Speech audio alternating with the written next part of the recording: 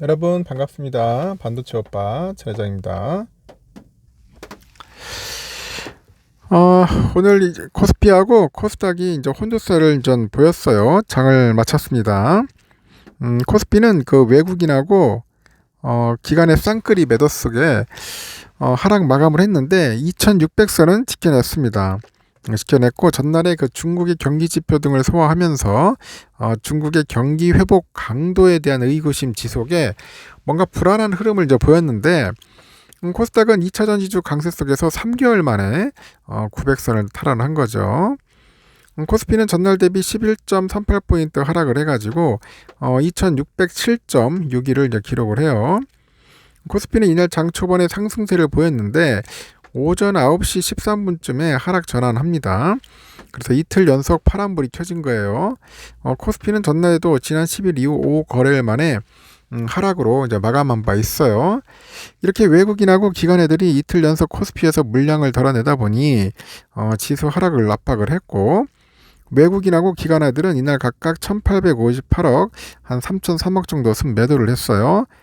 반면에 개인들은 전날에 이어서 이날도 사자를 나타내고 지수 하방을 이제 지지를 한 거죠. 개미들은 홀로 4,769억 정도를 샀어요. 간밤에 미 증시가 일제히 올랐음에도 국내 증시에서 전날 발표된 중국의 2분기 경제 성장률의 여파가 지속이 되면서 투심이 악화된 겁니다. 국내 수요 부진에 따른 회복 모멘텀이 흔들리고 있다. 이거를 뭐 재확인된 탓인 것 같아요. 전날에 또 중국 정부에 따르니까 올해 4월에서 6월 중국의 국내 총생산 GDP는 지난해 같은 기간보다 6.3% 정도 증가했다고 하네요. 1분기 성장률 4.5%를 크게 웃돌면서 21년 2분기 후 최고치를 기록을 했는데, 하지만 로이터가 집계한 예상치 7.3%를 밑돌았다고 하죠. 17일 미국 증시에서 다우는 0.2%, S&P 500은 0.39, 나스닥은 0.9% 정도 상승을 했습니다.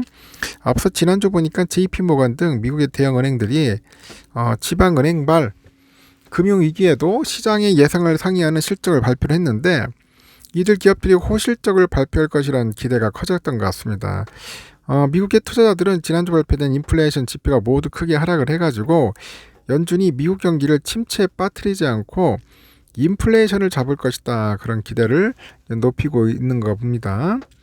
그래서 미국이나 한국 증시 모두 상승 추세에 있다는 전제는 변함이 없어요. 동시에 그 단기 주가 상승 피로감도 누적된 만큼 수시로 차익 실현 압력에 노출될 것으로 보이고, 향후 지수의 추가 상승 탄력은 금주의 테슬라부터 시작되는 본격적인 2분기 실적 시즌 결과에 따라서 상이해질 수 있지 않겠나, 뭐 그렇게 예상을 하는가 봅니다.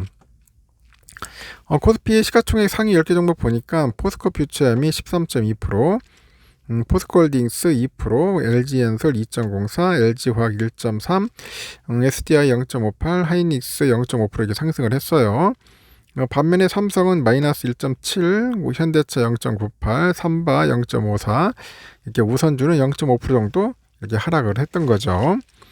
코스닥은 전날 대비 15.8% 정도 상승해서 914.14에 거래를 마쳤습니다. 코스닥은 지난 11일 이후 6거래일 연속 상승을 했고 900선을 넘어섰어요.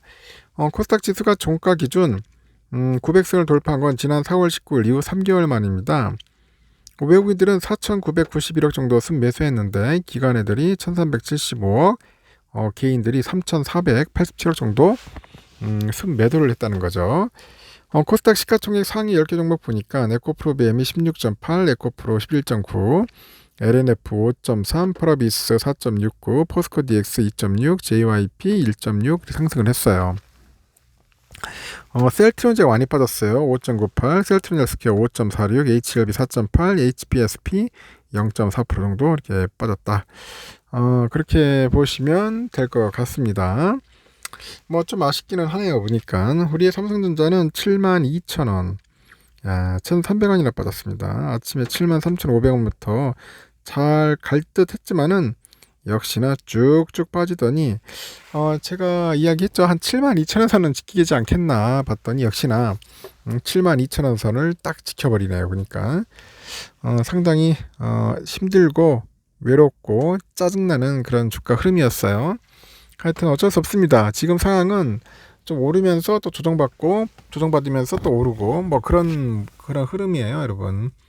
그래서 오늘 외인들이 보니까 한 78만 정도 매도를 했는데 이거는 뭐 강한 매도는 아니고 잠시 그냥 한번 흔드는 그런 모임 흔드는 그런 제스처 같아요. 제스처 살짝 털어버리고 기관 애들도 한 65만 정도 매도했고 개미들은 한 130만 정도 좀 샀어요. 보니까 뭐 특별한 건 없는데 그 매수는 별로 없더라고요. 매도만 있는 것 같아요. 뭐 JP 11만, 그리고 모건 스탠리 한 10만 주, CT 9만, 맥커리 2만 8천, UBS 16,000 정도 이제 매도를 했고 공매 물량은 한 26만 주 정도 나왔습니다. 공매는 조금씩 나오기 시작해요.